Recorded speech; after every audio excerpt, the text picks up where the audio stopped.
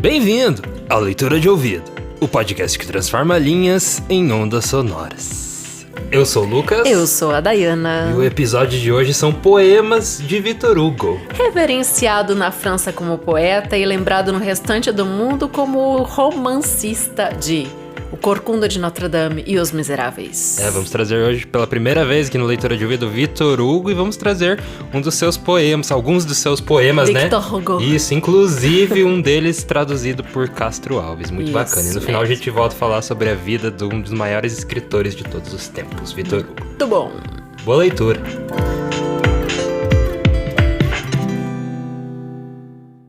Poemas de Victor Hugo.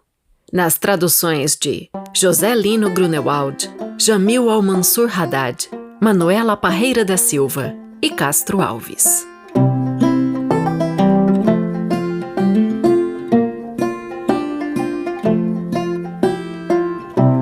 Luar. Perâmica silente lunai. Virgílio. Serena, paira a lua e nas ondas rebrilha. Livre a janela, enfim, aberta para a brisa. A sultana olha, além. E o mar que se repisa, com um fluxo de prata, adorna as negras ilhas. Vibrando de seus dedos escapa a guitarra. Ela ouve. Um surdo som golpeia os surdos ecos. Uma grande nau turca a vir de águas de Cós a agitar o arquipélago com remos tártaros. Os alcatrazes, um a mergulhar cotando a água que rola em pérolas sobre as asas? Será um din que lá do alto assovia em voz rasa e lança meias lá da torre para o mar? Quem, pois, resolve as vagas lá perto do harém? Nem o negro alcatraz sobre o fluxo embalado, nem as pedras do muro ou o rumo ritmado, da grande nau pela onda e remos em vai e vem. São alforjes de peso, e dos prantos a trilha, ver-se-ia ao sondar o mar que os engalana, moverem-se em seus flancos tal qual forma humana, serena paira a lua e nas ondas rebrilha.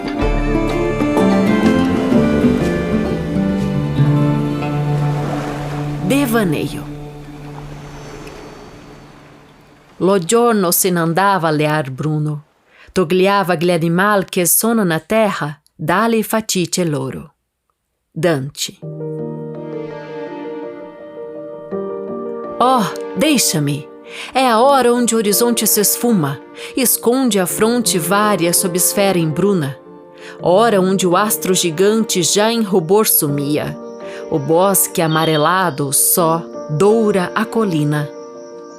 Pensar que em dias tais em que o outono declina, deslustram chuva e sol a floresta que havia, quem fará surgir súbito, fará brotar por lá, enquanto estou só na janela a sonhar, e a sombra a se afundar no fim do corredor, a cidade mourisca, inaudita, vibrante, que, tal qual foguete em feixes fulgurantes, dilacera a neblina em setas de auricor. Que venha inspirar gênios, afastar do sono estas canções escuras como um céu de outono, e lançar em meus olhos mágica faceta, apagando-se há muito em rumor abafado, com as 1000 torres em seu palácio de fadas, brumosa, rendilhar o horizonte violeta.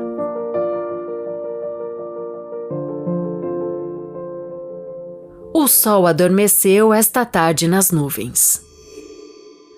O sol adormeceu esta tarde nas nuvens. Amanhã hão de vir borrasca e tarde e noite. A aurora e seus clarões de vapor obstruídos. Depois noites e dias, todo o tempo eterno. Passarão estes dias, passarão em turba.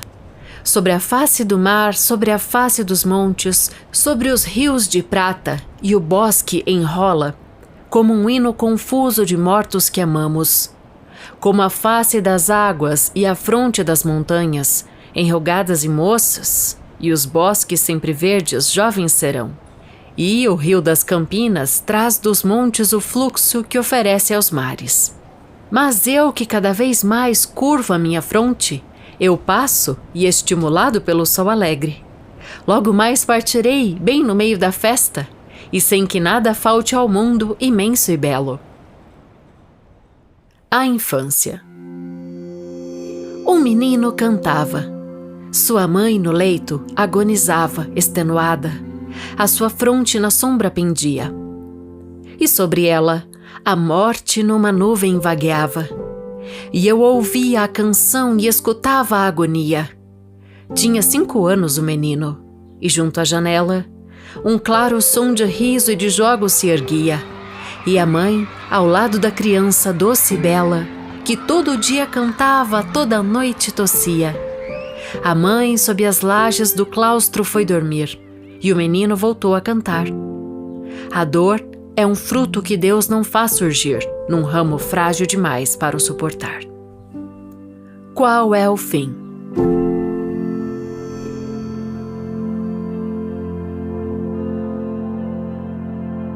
Qual é o fim de tudo?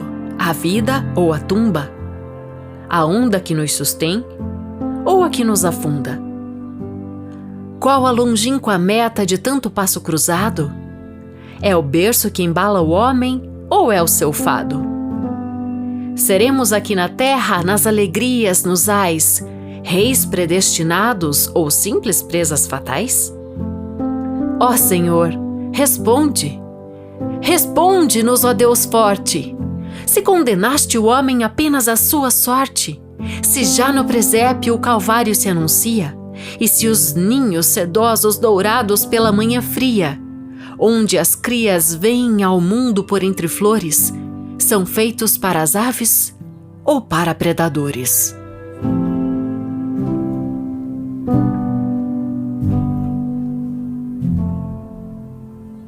A ponte. Diante de mim, a escuridão. A voragem que não tem cimo e que nem sequer tem margem, lá estava, sombria, imensa. Nada nela mexia. Perdido no mundo infinito eu me sentia. Ao longe, através da sombra, impenetrável véu, entrevia-se Deus, pálida estrela no céu. Clamei: ó alma, alma minha!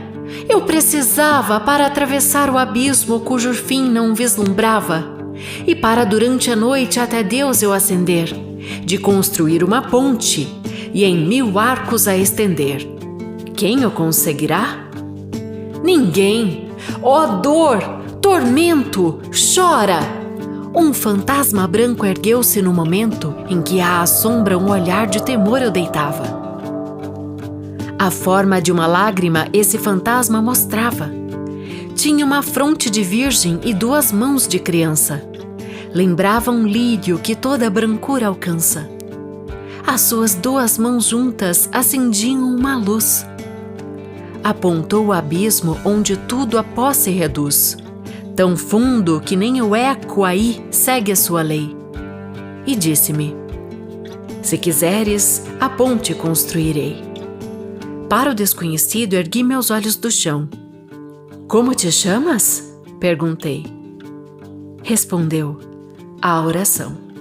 Jersey, dezembro de 1852.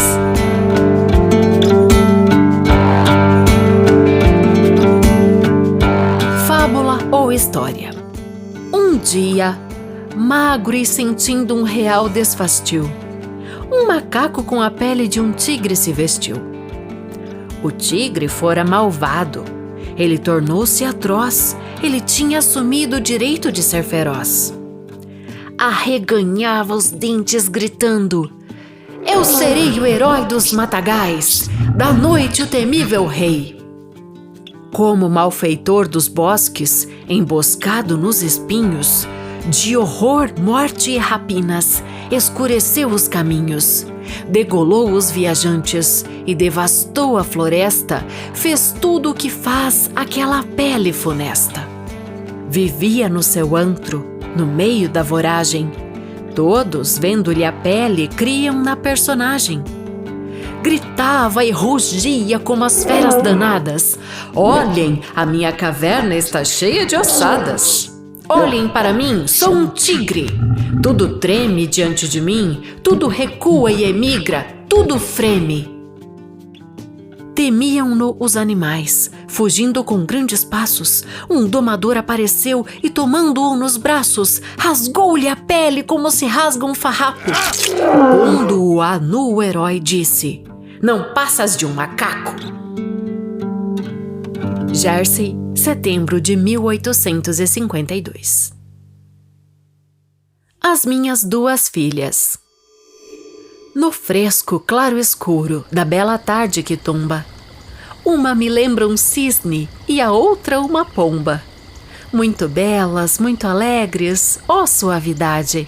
Vede, a irmã mais velha e a de menos idade, sentadas junto ao jardim, e para as duas olhando, um ramo de cravos brancos, com os caules pousando num vaso de mármore, agitado pelo vento. Sobre elas se inclina, imóvel e atento. E tremendo na sombra aparece, assim curvado, um vôo de borboletas em êxtase parado. La Terrasse, perto de Enghien, junho de 1842. Unidade. Por cima do horizonte de colinas sem cor, o sol, essa flor de infinito esplendor, se inclinava sobre a terra à hora do poente. Uma humilde margarida no campo florescente, sobre um muro cinzento, entre a aveia a vibrar branca, sua cândida auréola faz desabrochar. E a pequenina flor, sobre o seu velho muro, fixamente olhava, no eterno azul tão puro, o grande astro que a luz imortal envia. E eu também tenho raios, lhe dizia. Granville, julho de 1836. Perseverando. Arregueira Costa. A águia é o gênio, da tormenta o pássaro, que do monte arremete altivo píncaro, que ergue um grito aos fulgores do arrebol, cuja garra jamais se pela em lodo, e cujo olhar de fogo troca raios contra os raios do sol. Não tem ninho de palhas, tem um antro rocha talhada ao martelar do raio, brecha em serra, anta qual o olhar tremeu. No flanco da montanha asilo trêmulo, que sacode o tufão entre os abismos. O precipício é o céu. Nem pobre verme, nem dourada abelha, nem azul borboleta, sua prole faminta, boquiaberta espera ter.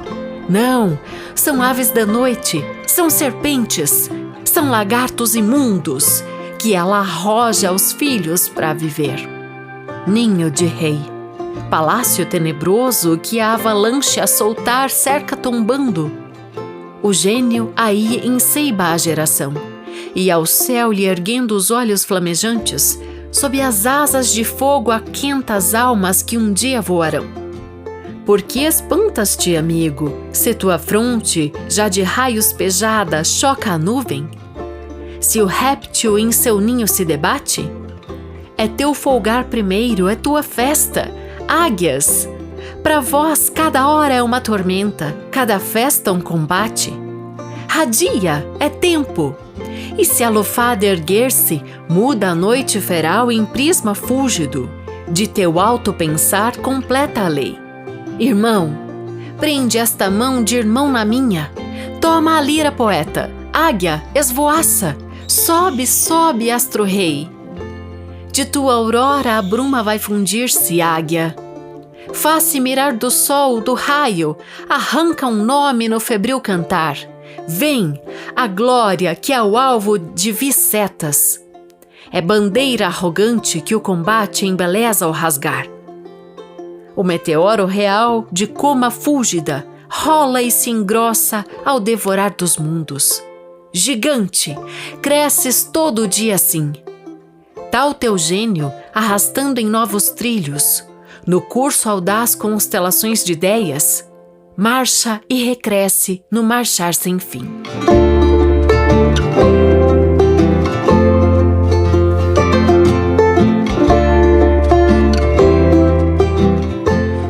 E esses foram poemas de Victor Hugo. Que lindo, né? Victor Hugo, igual você gosta de falar. O nome dele era Victor Marie Hugo. Então, a gente tem Hugo, né, como um sobrenome, era o sobrenome do pai dele. E é muito curioso porque a gente teve essa adoção desse nome, né, Victor Hugo, como se Hugo fosse um segundo nome, não um sobrenome, né? Eu tenho um irmão chamado Victor Hugo. Sim. Numa homenagem ao escritor. Pois é, muito interessante. O teu irmão gosta de escrever, né, inclusive. Ele gosta. Então, essa última eu achei muito característica de Castro Alves. Né? Me lembrou a tradução Castro dele, Alves. Daí, bonito, eu né? Não sei se era um poema que conversava um pouco com a obra do Castro Alves, ou se o Castro Alves colocou mesmo, empregou um pouco da característica dele no poema, né? Então não sei de qual dos dois lados. Ou pode ser as duas coisas, né? Eu acho que as duas coisas, e é interessante falar que essa poesia, essa última, tá em Espumas Flutuantes do Castro Alves, onde ele traz uma seleção de traduções feitas por ele. Então algum dia a gente traz aqui Espumas Flutuantes também, e retoma aí, tem o Victor Hugo e tem tantos outros bem legais, assim. Mas o Victor Hugo, ele tem, assim, essas poesias, a gente pode perceber algumas coisas, né? Algumas características desse autor francês.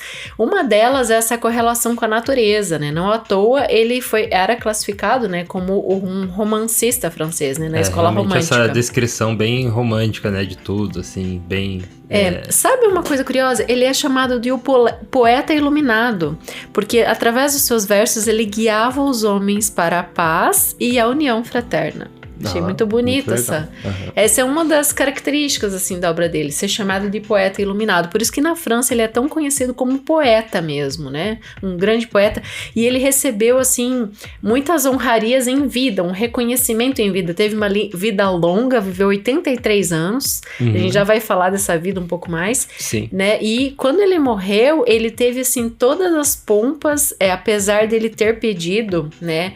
Todas as pompas no sentido de ter sido referenciado pelo povo, mas não que ele teve pompas, luxos no velório dele em si, né? Porque ele falou que ele não queria nem ser atrelado a nenhuma religião e também não queria essas honrarias todas, né? Ele queria algo simples, como de fato foi, só que ele foi... o corpo dele, né, jaz no Panteão, que é onde estão os maiores heróis nacionais da França. Né? Sim.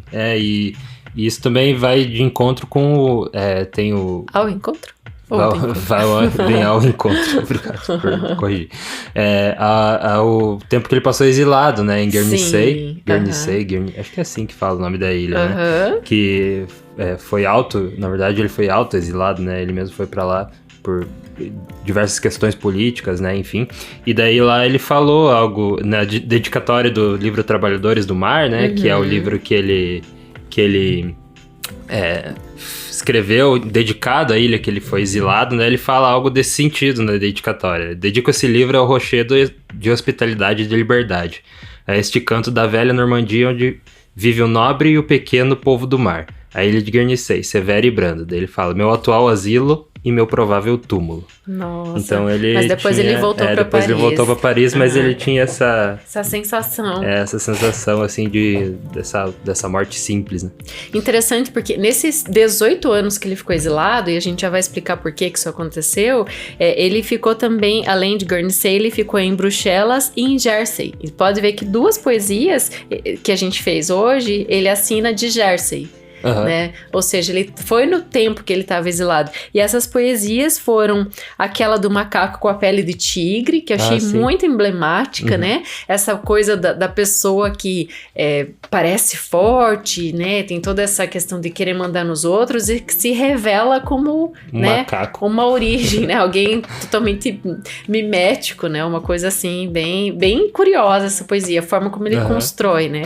E a outra é a oração, ele fala da oração, né, nessa outra poesia. Dá pra muito perceber... legal como ele segura também isso, e daí ele fala no final, né, que é a oração. Que a oração quase como aquela martelada final dos contos, né, a gente tem nesse verso final dessa poesia. Bem muito surpreendente. Muito bacana. E a gente começa essa seleção de poesias com essa correlação com a natureza que a gente comentava. Tem a primeira sobre a lua, em seguida vem sobre o sol, né. Então a gente tem sim essas questões todas Pode continuar. O microfone estava errado. Tava um botão apertado errado, agora eu arrumei. Pode continuar. Espero que estavam me ouvindo, leitores. Se a voz mudou um pouco, aí ignora. Né? Então, essas análises que fizemos até agora, espero que você ouviu, né? Mas então a gente tem essas circunstâncias bem legais, que ele até fala assim... nesse último, né, da águia, que vai pro desfecho ali, que tem o Castro Alves, ele fala, toma a lira poética, sobe, Astro Rei, né? Então a gente tem essa necessidade também do herói tomar o seu espaço. Muito bacana. Sim. São estilos clássicos. Agora sim, introduzindo algumas coisas sobre a biografia do Victor Hugo, né? Legal falar que ele era filho de um conde, né? O Joseph Leopold Sigisberg Hugo, né? Então a gente tem esse nome bem grande, né? Ele era general das tropas do Napoleão Bonaparte, pai dele. E, veja bem, a mãe dele era monarquista. Então, a Sophie Trebuchet era o nome da mãe dele. Então, ele viveu na infância, viu esses embates políticos entre os pais. Porque, né, cada um puxava para um lado. E o que aconteceu? Como a mãe dele incentivou muito, ele introduziu, inclusive incentivava ele a escrever, né, literatura, escrever os seus poemas e inclusive começar a publicar nas revistas literárias, ele quando jovem, se posicionava monarquista. Depois teve essa guinada e ele se tornou republicano, né? E até interessante que o Victor Hugo, ele estabeleceu uma carreira política bem profícua. Ele foi eleito deputado, depois foi eleito senador, né? Então, entre essas idas e vindas, né, nesse momento ali que ele se torna republicano e depois tem essa meio que discordância política com o próprio Napoleão III, que ele é exilado. Né? Sim. Então ele fica esses 18 anos exilado. Ele vai pra... Então, como a gente mencionou, a ilha de Jersey, né? Daí ele... Guernsey, Bruxelas, enfim. E daí lá que ele tomou inspiração para escrever Trabalhadores do Mar, né? Que é não um romance tão famoso dele, mas é um dele que eu tenho conhecimento, que eu li. E também é muito interessante, tem uma curiosidade sobre esse livro, que é a tradução do Machado de Assis, né? Então, o livro é traduzido pelo Machado. Ali, esse livro foi feito 30 anos antes de Dom Casmurro, né? Então, o Machado traduziu 30 anos antes de ter lançado Dom Casmurro. E ele fez, porque ele dominava a língua francesa e ele precisava de dinheiro. Então, olha que bacana. Ele precisava desse dinheiro e fez o acordo com o editor e traduziu Trabalhadores do Mar do Victor Hugo. E o que aconteceu também foi que, algo que era difícil de acontecer, que a tradução foi lançada no mesmo mês que lançou o livro em Paris. Então, o livro lançou em francês lá em Paris e a tradução em português foi lançada ali no mesmo mês. Ali. Isso é coisa que você só fica sabendo aqui no Leitura de Ouvido. Então, curiosidades curiosas. Curiosas. Muito interessante. E essa tradução dele é muito bonita, do Trabalhadores do Mar. Tem uma construção assim, de narrativa e uso de palavras que nossa, muito, muito bonito, assim. Também. É bom falar que a primeira publicação do Machado foi uma tradução do francês que se chamava Queda que as Mulheres Têm para os Tolos. Ah, legal. Então ele tinha... Fecha parênteses. Ele tinha esse domínio do francês, né? O Machado de Assis. Aliás, muito todos legal. os escritores, né, dessa época, francês entrava junto com o latim e música, enfim, como um estudo legítimo, né? Tanto do liceu quanto da universidade, depois de direito, ou de medicina, ou de engenharia, que era o que você tinha na época. Uma língua muito influente, né, na época. Tanto é que o Victor Hugo estudou direito, né? Ele estudou direito e depois também teve todo esse envolvimento com a política que a gente falou. Mas eu não falei o dia que ele nasceu. Então ele nasceu em 26 de fevereiro de 1802, acompanha comigo.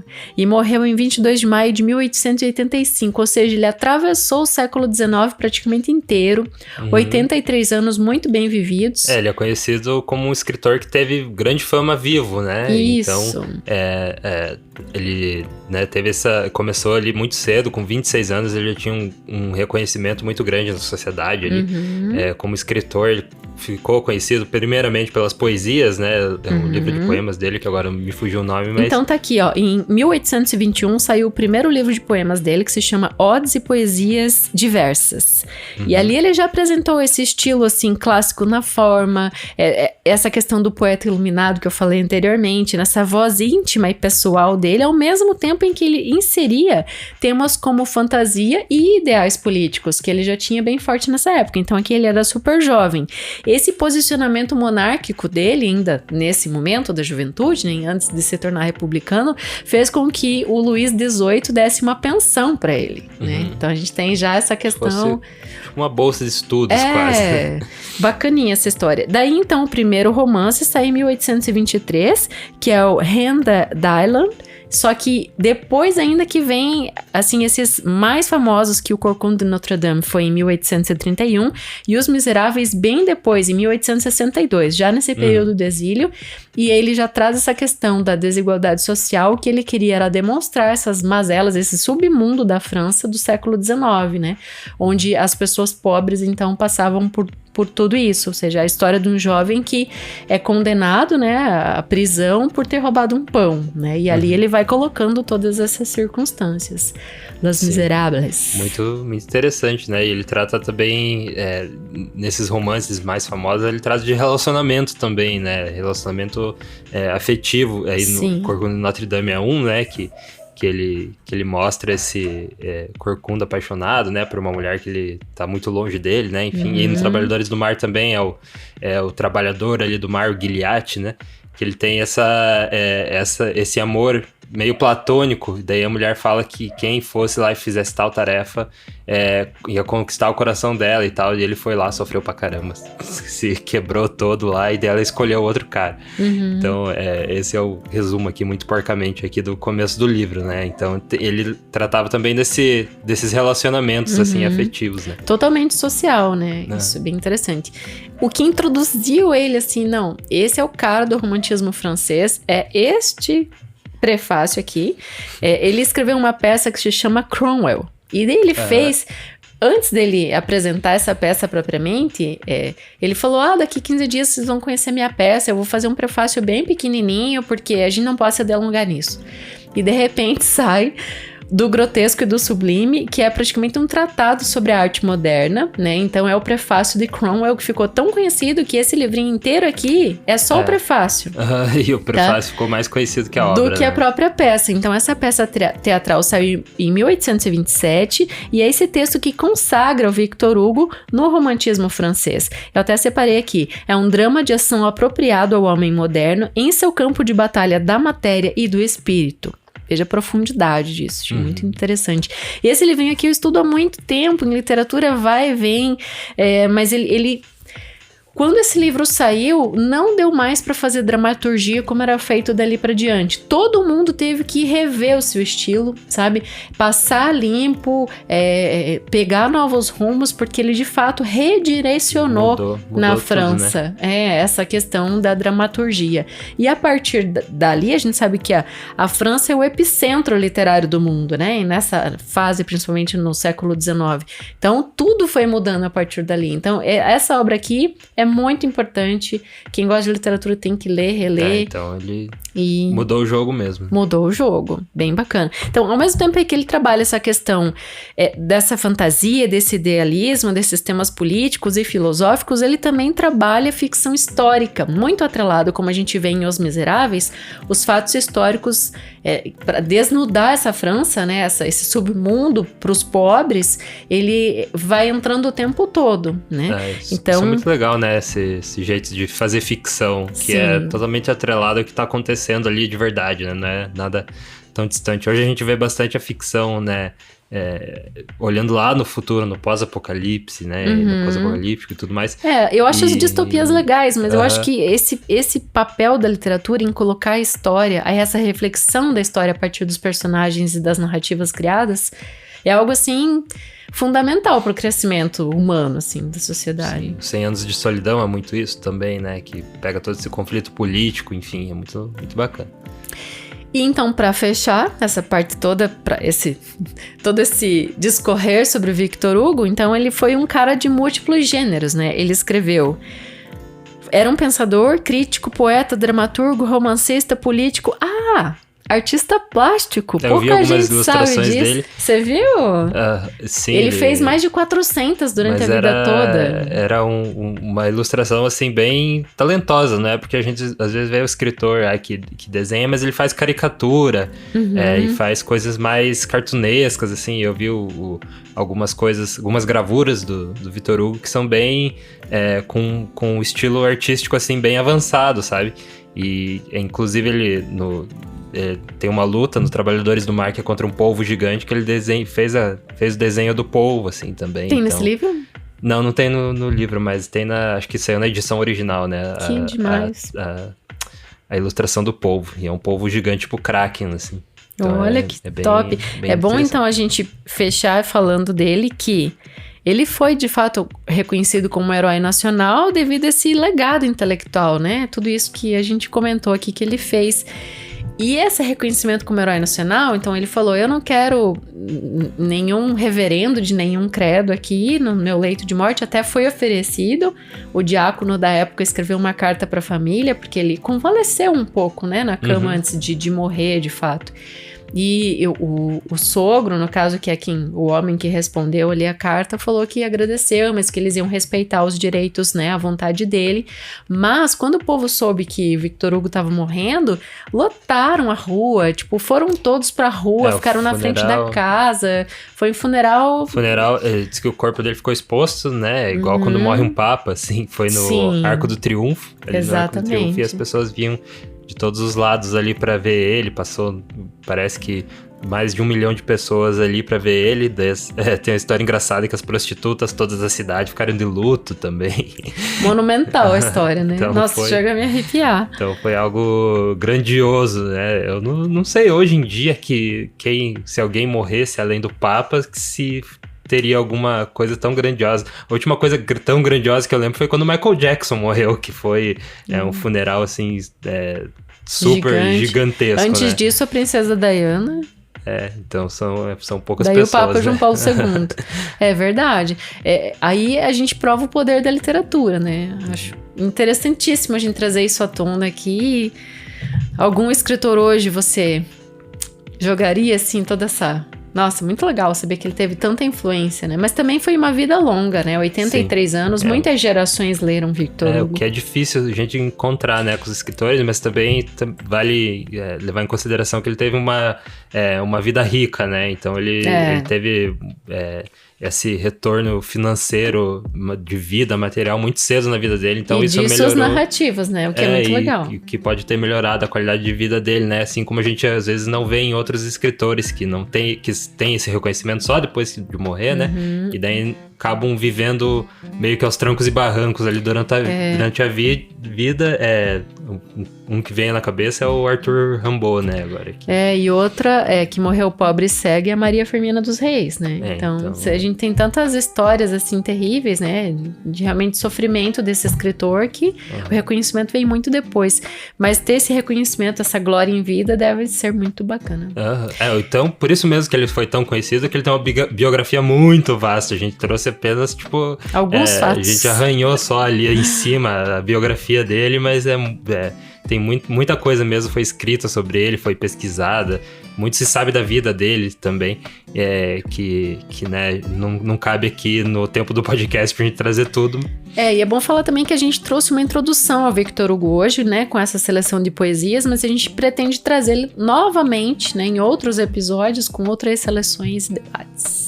Isso aí, espero que você tenha gostado, assim como nós gostamos dos nossos apoiadores do Leitura de Ouvido. Se você quer ser um dos nossos apoiadores e entrar aqui no final como produtor executivo, entrar aqui o seu nome nos créditos, você entra em apoia.se/leitura de ouvido e você pode nos apoiar de R$5 até R$10, 15, 20, 50, 100 por mês, até onde o seu bolso alcançar. A gente tem um financiamento coletivo mensal, então como a gente lança episódio toda semana, sexta-feira, né? Esse é um financiamento coletivo que não termina, né? Ele tá sempre rolando ali, então se você quiser entrar lá e doar o que cabe no seu bolso para nos apoiar, a gente fica muito agradecido, e você também vai estar apoiando a causa da literatura, né? E pode ser menos que um litro de gasolina, R$5 por mês, a gente já tá feliz. É isso aí, os nossos apoiadores são Anderson Luiz Fernandes, Bibiana Dana, Bruno Guedes com o Grupo Danco, Cristiane Bastos Cota, Cláudia Lubi, Daniela Caroline de Camargo Veríssimo, Denis Roberto da Silva Petuco, Kênia Garcia Bento Torquato, Letícia Lemos Gritti, Lilian Rinert, Raimundo Gabino dos Santos, Rosângela Marquesi, Sérgio Juarez Rico da Luz, Silvia Schmidt e Zenilda Ribeiro da Silva. Coloquei nomes mais completos. Eu vi que mudou aqui os nomes. Deu uma dificuldade. Pra gente sair do piloto automático. Então, obrigado você que continuou nos ouvindo até agora, por você. Eu tenho certeza que você aprendeu muito mais do que aquela pessoa que desligou ali logo que terminou os poemas, né? Eu vejo os analytics, eu sei que tem pessoas que chegam na parte que começa as notas de rodapé, elas param de ouvir, e eu sei que você aí que tá ouvindo aprendeu muito mais, né? Porque você fez muitas relações. Você soube o que está por trás dos poemas que ouviu, né? Não foram só poemas soltos. Então, obrigado por estar com a gente até agora. A gente faz questão de levantar essa toalha no final dos episódios. Isso aí, muito obrigado pela sua audiência, pela sua preferência. Né, e até a próxima. No mesmo bate-horário, no mesmo bate-canal. Até a próxima semana. Você tá com sono já. Tem que dormir, que já tá falando besteira. Até a próxima leitura.